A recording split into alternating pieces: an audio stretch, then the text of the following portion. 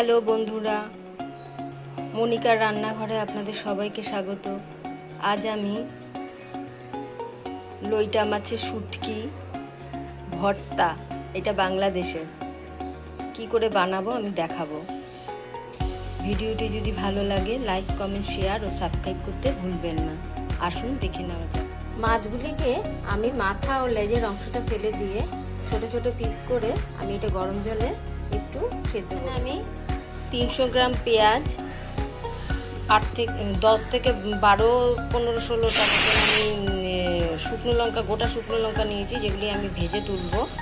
আর এখানে দুটো বড় বড় সাইজের আমি রসুন নিয়েছি।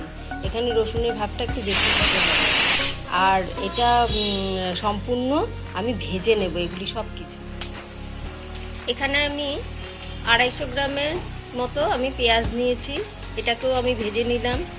এছাড়া 15 থেকে 16টা লঙ্কা আমি ভেজে তুলে রেখে দিয়েছি ও দুটো বড় বড় সাইজের রসুন আমি ভেজে রেখেছি। ভাজাগুলি সব ভেজে তুলে নিয়ে এরপর আমি কেটে রাখা আর অল্প সেদ্ধ করে রাখা শুটকিগুলিকে সামান্য নুন, হলুদ ও লঙ্কার গুঁড়ো দিয়ে আবারও কিছুটা সরষের তেল দিয়ে আমি এটা অল্প হালকা হালকা করে ভেজে নেব।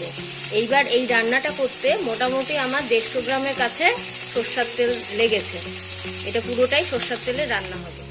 এরপর একটা মিক্সি গ্রাইন্ডার বাটিতে আমি ভাজা পেঁয়াজ, ভাজা রসুন, ভাজা শুকনো লঙ্কা ও শুটকিগুলিকে আমি ঢুকিয়ে আধা বাটা করে নেব। কিছুটা আমি পেস্ট করে নেওয়ার পর আবারও আমার কিছুটা শুটকি ছিল, ওটা আমি মিক্সিতে আবারও দিয়ে আমি বেশ কিছুটা নুন দিয়ে দিলাম।